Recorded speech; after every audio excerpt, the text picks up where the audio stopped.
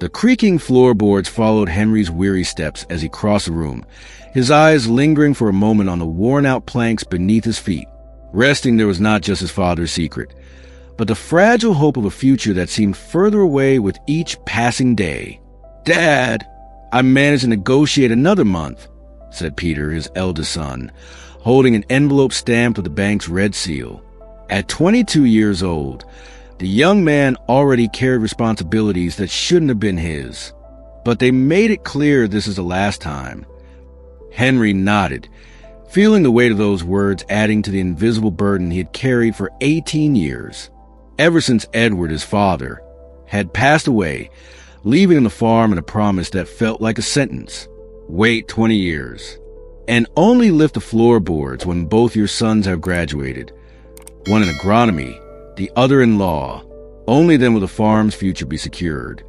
Those words, whispered on his father's deathbed, had become the compass guiding Henry's every decision, even when the drought wiped out 3 harvests. Even when Lisa, his wife, cried through sleepless nights, worrying about what to put on the table. Even when neighbors, one after another, sold their land. Henry remained steadfast. "And what about college?" Peter asked, rubbing his callous hands that alternated between books and farm tools. "The next semester starts in 2 weeks. Your education is not up for debate," Henry interrupted firmly. "Jack is already in his 3rd year of law school. You're finishing agronomy. We didn't come this far just to give up at the last mile." The silence that followed carried what wasn't being said. The cost of tuition meant less food on the table and more hours under the relentless sun. The floorboards creaked louder now, almost mockingly. Beneath those planks might lie the solution to everything. The temptation to ignore his father's words had visited Henry countless times, especially on the darkest nights of despair. "We have to trust," Henry said, placing a reassuring hand on his son's shoulder. "Your grandfather was never a man of empty words." The door burst open and Jack, the youngest son, entered with a rare, bright smile on his face. "I did it," he exclaimed, waving a piece of paper. "I got the financial aid scholarship for my last semester." For a moment, the shadows withdrew.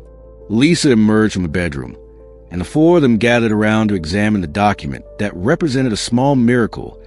Half of Jack's tuition would be covered. "This is..." Lisa couldn't finish her sentence, her voice breaking with tears that, for once, weren't from sorrow. After everyone had gone to bed, Henry remained alone in the living room, kneeling before the floorboards that held his father's secret. "Almost there, Dad," he whispered into the silence. "Almost there." The memory of that day, 18 years ago, resurfaced vividly.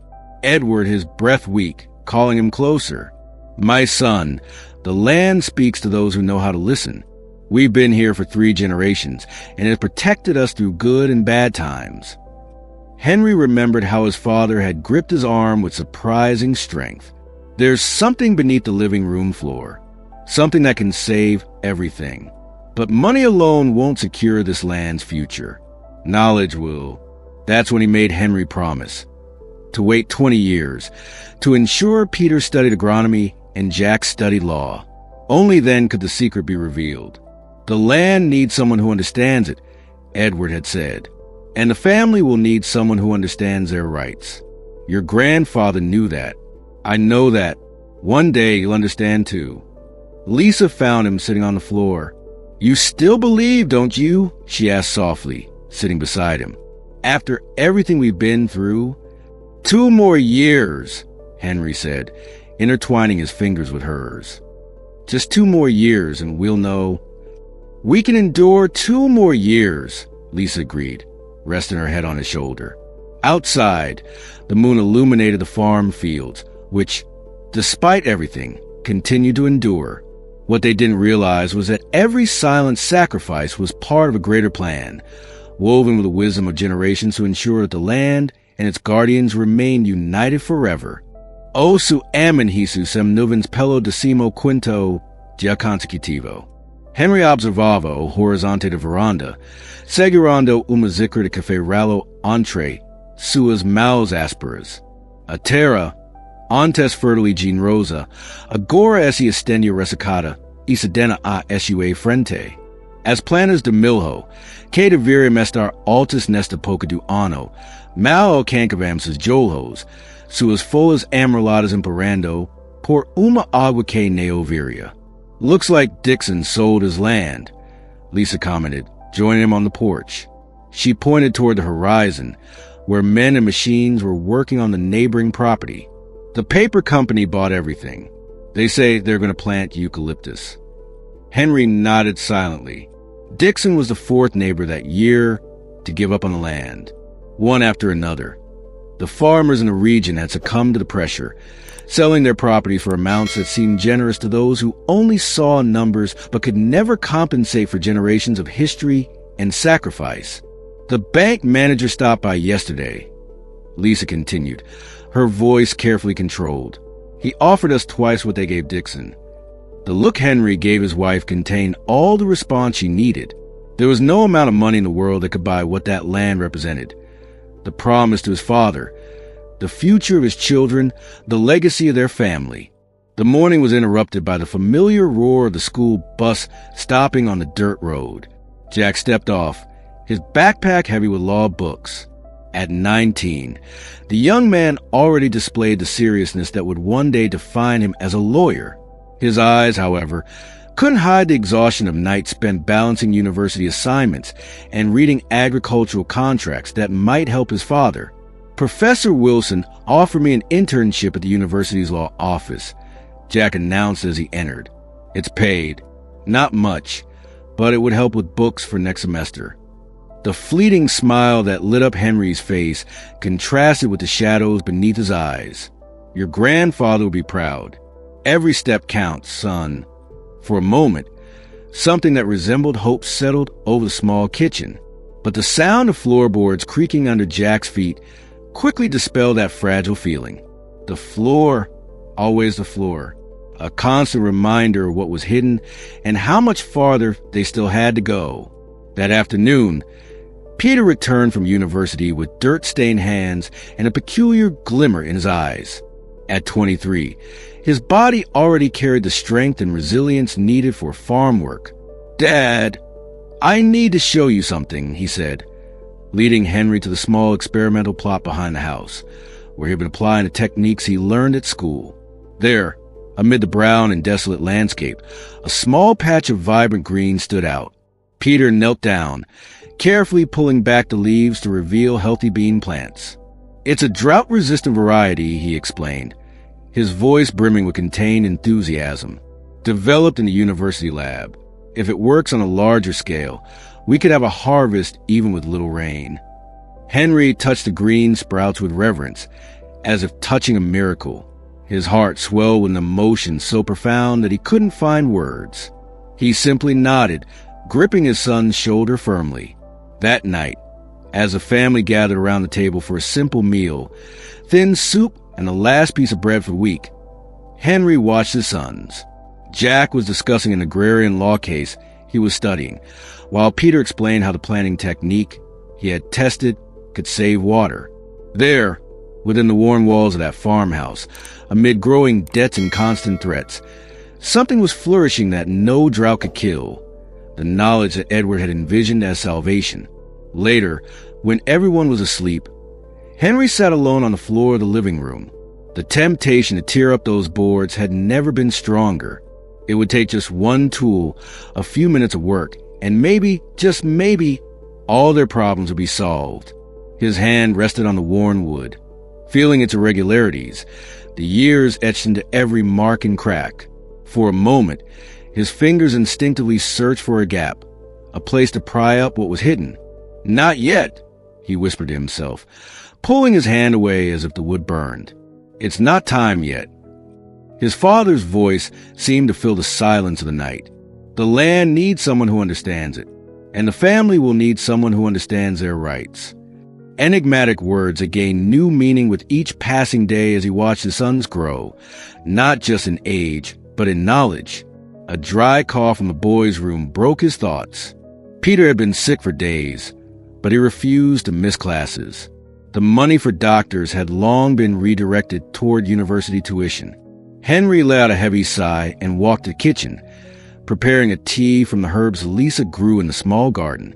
As the water boiled, he looked out the window at the dark expanse of their land. "We're almost there, Edward," he murmured, as if his father could hear. 2 years. Just 2 more years.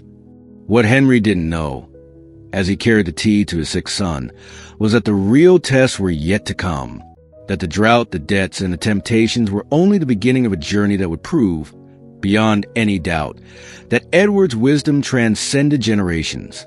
The rain arrived without warning on a Wednesday, falling like a blessing on the parched earth. Henry stood still in the middle of the field, letting the water wash over his tired face, blending with the silent tears he no longer tried to hold back.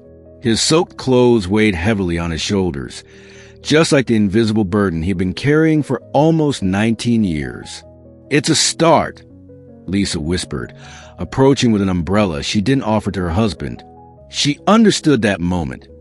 The sacred communion between a man and the land he loved, both receiving the mercy of the heavens together. That first rain marked a subtle shift in the family's fortune. Peter's experimental crops responded with surprising vigor. Green returned to paint the farm's fields, not with the abundance of the past, but with enough promise to quiet the most insistent creditors. "The hybrid variety adapted perfectly to our soil," Peter explained over dinner, his eyes shining with the enthusiasm of someone watching theory turn into tangible life. Professor Johnson said we could present the results at the Sustainable Agriculture Conference. Jack was flipping through documents at the other end of the table, his young face marked by an almost painful concentration. "I found a legal precedent that could give us another 6 months before renegotiating with the bank," he said without looking up from the papers. "A similar case in the neighboring county." Henry watched his sons with a mix of pride and awe. Edward's cryptic words were beginning to make sense in ways he had never imagined. Knowledge was, in fact, saving the land, not in an abstract way, but concretely, tangibly, to the hands and minds of his children. That night, as he passed through the living room, Henry noticed something different. The familiar creak of the floorboards sounded less like a lament and more like a whisper. He knelt down slowly, running his fingers over the worn wood. "Just a little longer," he murmured to the floor, as if speaking to an old friend. "Just a little longer." The following months brought small victories that, together, began to lighten the family's burden. The harvest, though modest, exceeded expectations. Peter's agricultural knowledge helped to maximize every grain and every drop of water. Jack's internship at the university evolved into a consulting job for small farmers, bringing not just experience but also some extra money. One afternoon, Henry found Lisa sitting on the porch, mending one of her old dresses. There was something different in her eyes, a sparkle he hadn't seen in years. "Do you remember when we met?" she asked, not looking up from her work. "You promised me a life of hard work, but also of purpose." Henry sat beside her, taking her hands in his. Time had left its marks on both of them, rough hands that told stories of struggle and resilience. "It hasn't been fair to you," he said, his voice breaking. "All these years." Lisa touched his face with a gentleness that made his heart ache. "You kept your promise, Henry. Every day on this land has had meaning, especially now, seeing our sons." She didn't need to finish. They both looked toward the field, where Peter was explaining something about irrigation techniques to Jack. The two brothers, so different in temperament and interests, united by love for the same land, each in his own way. "Edward knew," Henry said softly. "He saw what I couldn't." The moment was interrupted by the sound of an approaching car. A bank vehicle pulled up on the dirt road, kicking up dust. Henry felt his body tense, preparing for another battle. The bank representative, a man far too young to carry such bad news, approached with a folder in his hands. "Mr. Miller, we need to discuss the terms of the loan." Inside the house, beneath the floorboards that guarded secrets and promises, Henry faced another round of numbers, deadlines, and veiled threats. But this time, something was different. Jack sat beside his father, flipping through contracts with the confidence of someone who knew his rights. Article 23.4. Jack pointed out at one moment, his voice calm but firm. The Environmental Calamity Clause grants us an extension due to the officially declared drought. The bank official blinked, surprised by the young man's technical precision. What was supposed to be another pressure meeting turned into a negotiation between equals. When the representative left, there was something on Henry's face that Lisa hadn't seen in a long time. Not just relief, but pride. That was...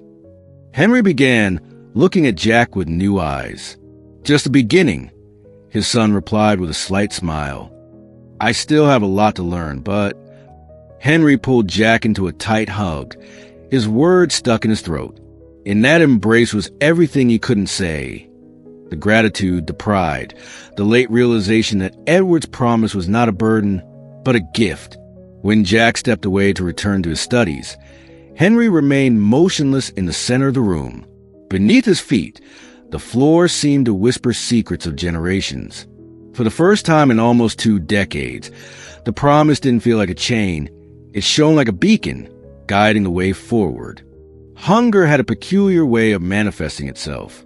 It wasn't just the emptiness in the stomach, but an almost tangible presence that filled every corner of the house. Henry felt it in Lisa's more visible ribs, in Jack's tighter belt, and in Peter's silence we refused a second piece of bread that didn't exist. I'm not hungry, Henry lied, pushing his half-full plate toward Jack. His son looked at it with eyes that understood too much for his 20 years. I need you to keep your energy for final exams. Jack hesitated, but accepted. Hunger had become such a constant presence that they had learned to treat it as a fifth member of the family, one that required silent negotiations and daily sacrifices. That night, as the house slept, Henry sat at the kitchen table, his rough hands wrapped around a cup of weak tea. Through the window, the moon illuminated the fields where, despite everything, seeds continued to sprout. You can't go on like this. Lisa appeared at the doorway, wrapped in a worn shawl. Her eyes, once the color of summer sky, now seemed deeper, marked by nights of worry. You haven't eaten enough for weeks. Henry smiled, the kind of smile that tries to hide entire universes of concern. We're almost there, Lisa. Peter graduates next semester. Jack at the end of the year. Lisa took his hands in hers. When was the last time you didn't give your portion to one of the boys? When was the last time you didn't work until your hands bled?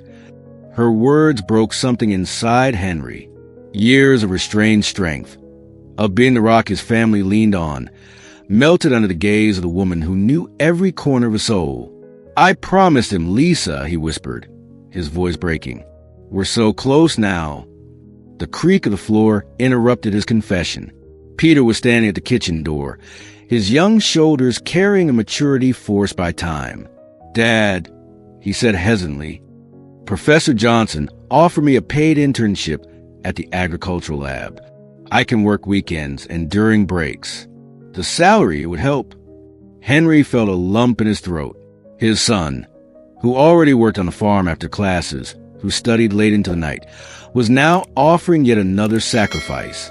Son, your studies are important, Peter interrupted. But so are you. I saw what you did at dinner. And yesterday, and the day before. The moon cast soft shadows on Peter's face, revealing features so similar to Edward's that Henry felt a sharp pang in his chest.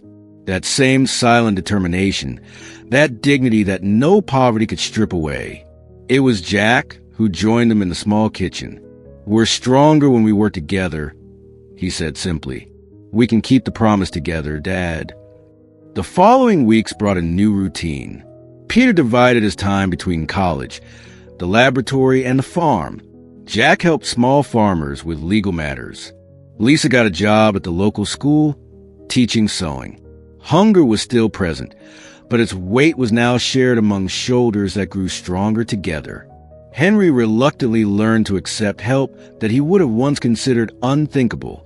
One afternoon, while fixing the northern fence of the property, Henry realized that the floorboards of the living room weren't the only place where his father had hidden treasures. Edward's true legacy was there, in the knowledge flowing through his grandchildren's veins, in the quiet resilience of family that refused to give up. "You were right, Dad," he whispered to the wind. "Knowledge is the salvation of this land. Just not in the way I imagined." As the deadline approached, with only 1 year left, Henry felt anxiety blend with something surprising: peace. He finally understood that true wealth was visible to all. The letter arrived one autumn morning, the official paper carrying the weight of an entire world.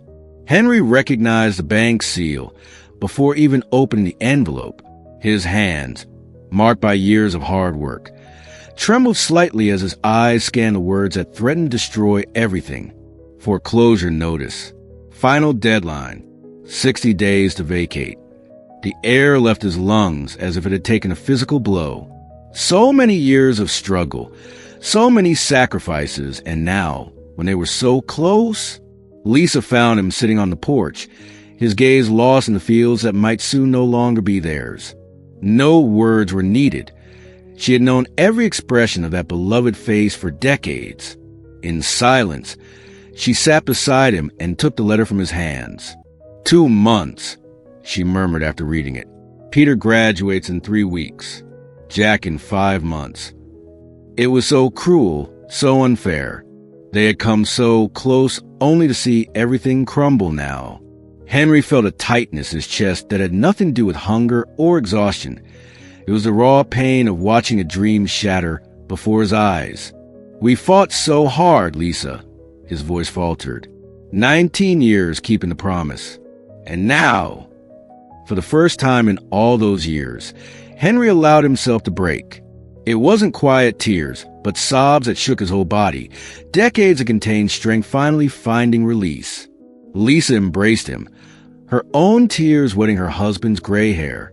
That night, when the children returned, Peter from the university, Jack from his internship, Henry gathered the family in the living room.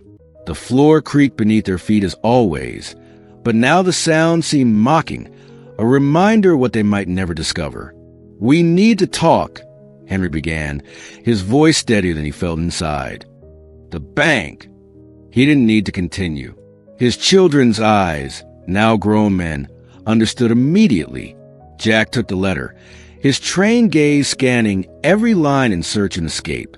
"We can contest this," he said finally, his voice tense, trying to control his desperation. "There are precedents for extensions in cases of natural disaster. The drought over the past few years." Peter remained silent, his gaze fixed on the living room floor. When he finally spoke, his voice carried an unexpected resolve. "The lab experiment," he said, looking at his father. "The hybrid variety we developed. Professor Johnson said it could secure a partnership contract with the Department of Agriculture. If we can sign it in the next few days." Hope, that stubborn force, tried to rise again in Henry's heart. But the weight of years of disappointments pushed it down. "There's not enough time," he replied, feeling each word like a stone. "Even with the money from your graduations, it wouldn't be enough." The silence that followed was interrupted by a louder creak of the floor. All eyes turned to ground. There, beneath their feet, might be the answer Edward had promised. Perhaps, what if we open it now? Lisa's words fell like stones into the silence. "Peter graduates in 3 weeks. Maybe?" Henry felt his heart race. 19 years and 8 months. So close to the 20-year mark. So close to fully keeping the promise. No, the word came out harsher than he intended. "I promise him. 20 years. Both of them graduated."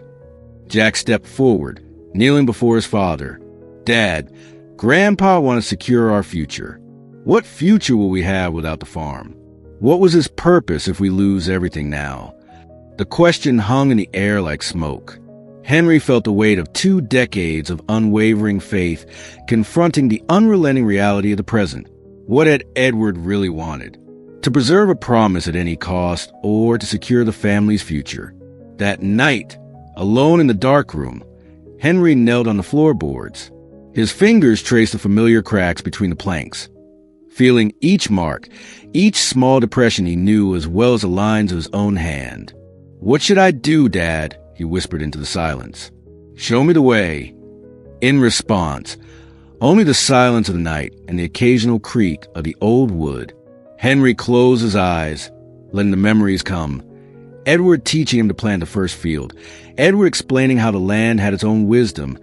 Edward on his deathbed, entrusting him not only with a farm but a legacy.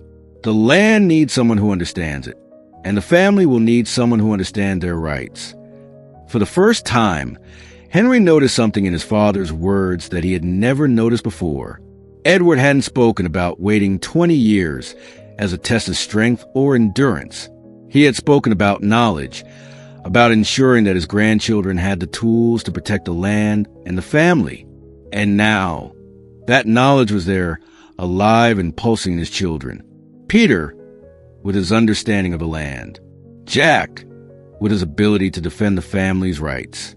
Dawn found Henry still sitting by the floor, but with a clarity he hadn't felt in years. When the family gathered for breakfast, they saw on his face an expression that mixed serenity with determination. "Today," he said simply, "we open the floor today." The morning had the solemn quality of moments that divide life into before and after. The family gathered in the living room, the silence heavy with expectation as Henry knelt by the floor. His hands, hardened by decades of working the land, trembled slightly as they touched the wood that had kept so many secrets. "Here," he said, pointing to a particular board. "This one has always been the loosest." Jack brought the tools, a crowbar and a hammer, but hesitated before handing them to his father. His eyes met Henry's, a silent question passing between them. For nearly 20 years, this moment had been just a distant possibility, a horizon that never seemed to approach. "Are you sure, Dad?" Jack's voice was soft, carrying the weight of understanding what this moment meant. Henry nodded, his resolve firm despite the tightness in his throat.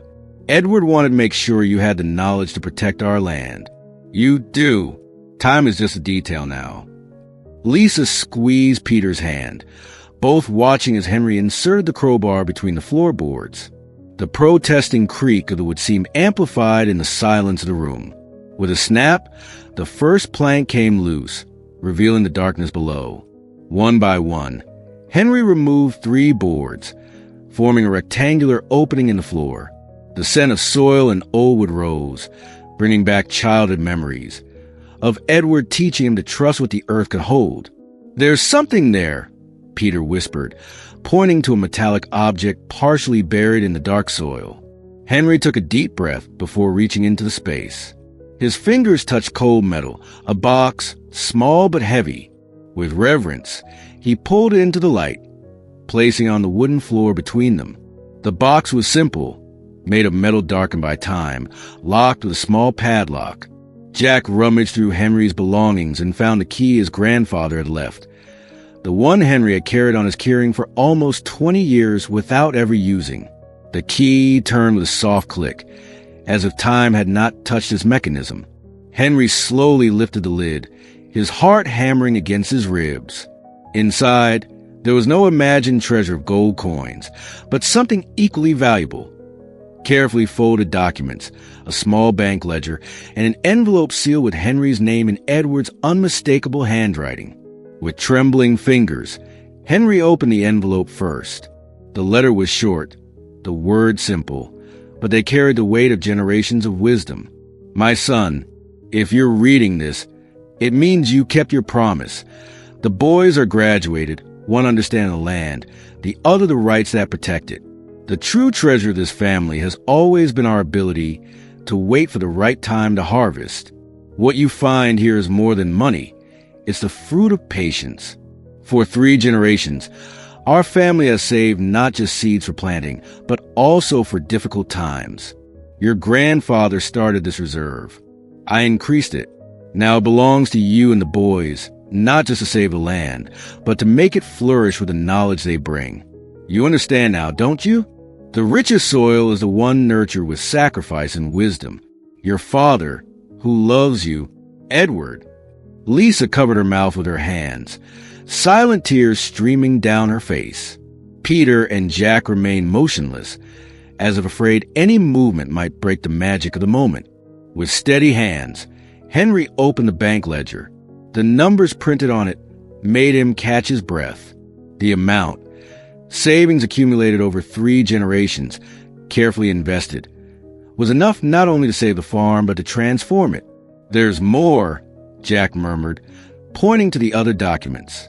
Carefully unfolding the papers, Henry found deeds, property titles, and a supplementary will. Edward had not only secured the family's financial future, but had also legally protected the land from any attempts to seize it. "He thought of everything," Peter said, his voice trembling with admiration. "The money, the documents, even our education. It was all part of a bigger plan." Henry nodded, unable to speak. The pieces of the puzzle Edward had left behind were finally falling into place. The requirement for specific studies, the 20-year wait. It had not been a test of endurance, but the patient construction of an unshakable future. Jack, his legal mind scanning the documents, confirmed what they now realized. This protect the farm for generations, Dad. With these papers and the knowledge we have now, we can not only save the land, Peter completed, but make it prosper like never before. Henry looked around at the family gathered around the unearthed treasure, not just the material contents of the box, but the intangible legacy Edward had built through his wisdom. Lisa took his hand, her eyes shining with a mixture of tears and joy. "He knew you would keep your promise. He trusted you, Henry." In that moment, Henry felt the weight of almost 20 years of doubt and sacrifice transform into something light and luminous. The creak of the floor beneath his knees no longer sounded like a lament, but like the satisfied murmur of a fulfilled promise, of a cycle completed. "Thank you, Dad," he whispered Edward's memory, "for trusting us to carry on your legacy." Outside, the afternoon sun bathed the farm fields in a golden glow, as if the land itself were celebrating the moment when past, present, and future finally intertwined, like the roots of an ancient and wise tree, now bearing its long-awaited fruit. The bank office smelled of polished wood and new papers. Henry, wearing the only shirt without patches that he owned, held the document folder tightly against his chest. Lisa stood by his side, her face marked by lines that told the stories of difficult years, but now illuminated by something that bordered on serenity. "Mr. Thomas won't believe this," Lisa whispered, squeezing her husband's hand. The bank manager, who just a week ago had looked at them with the pity reserved for the doomed, now welcomed them into his private office. His eyes widened slightly as Jack, who had officially graduated 3 days ago, placed the bank account documents on the desk, an account that had been kept secret for 3 generations. "This covers not just a mortgage," Jack explained, his voice carrying the confidence of someone who had finally found his purpose, "but also allows us to make the necessary investments to modernize the farm." Peter unfolded the agricultural plans he had been working on, applying the knowledge from his recent studies.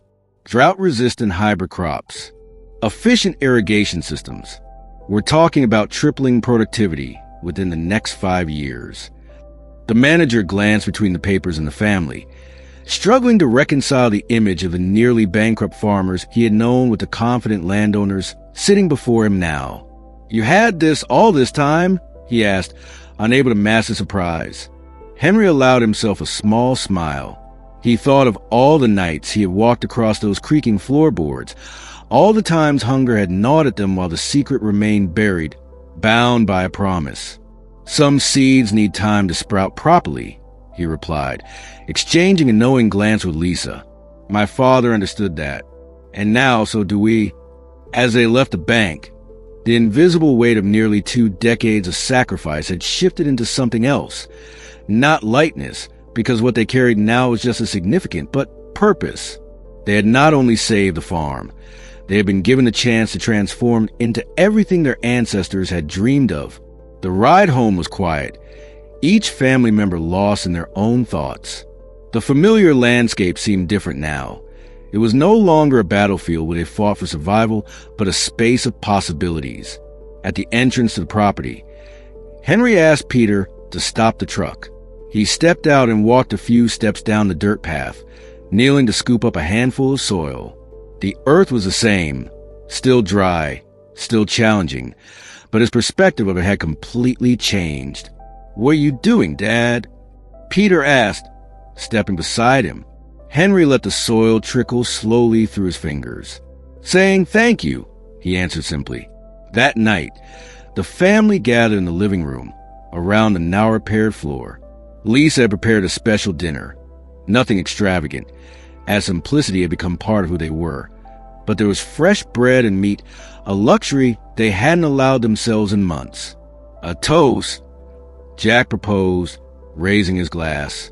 "To Edward, who saw farther than any of us could have imagined. To our sacrifices," Peter added, "that were never in vain. To the land," Henry said, his voice thick with emotion, which always sustains those who respect it. "And to our family," Lisa concluded, her eyes glistening with tears, which remained united through it all. The next morning, work began early, with the newly available resources. Changes to the farm took shape quickly. Peter's expertise in modern agronomy guided every decision about planting and irrigation. Jack's legal knowledge ensured that every contract, every negotiation, protected their family's legacy for generations to come. Weeks later, on a golden spring afternoon, Henry found himself standing in what would be the new experimental field, where Peter's developed crops would be tested. He felt a presence beside him, Lisa, holding a small tree sapling. "I thought we could plant this here," she said, showing him the tiny olive tree. "Edward always said olive trees are generational trees. The person who plants them rarely harvests all the fruit." Henry nodded, feeling his throat tighten with emotion. Together, they dug the hole and planted the tree, their hands joining over the soil that covered it. "He knew," Henry said quietly. "He knew we needed more than money. We needed knowledge, the strength that comes from waiting, the deep understanding of this land's true value." Lisa rested her head on his shoulder, gazing at the fields around them, where the work of renewal was ongoing. "He gave us time for the boys to grow not just in age but in wisdom." In the distance, they could see Jack and Peter, each in their respective field of expertise, building the future Edward had envisioned. The farm, which for so long had been a place of struggle and hardship, was now flourishing with new possibilities. That night, alone on the porch, Henry gazed at the stars that dotted the sky above the land that was now truly secure. His heart overflowed with gratitude, not just a material treasure Edward had left behind, but for the wisdom that had transcended generations. His father's true legacy was not in gold or bank documents. It was in the patient plan that had allowed 2 generations to grow in knowledge and character. It was in the faith he had planted in his son. The faith that, even in the darkest storms, love and hope would always find fertile ground to grow. The promise had been kept, and like the young olive tree they had planted, its fruits would nourish generations far beyond what any of them could see.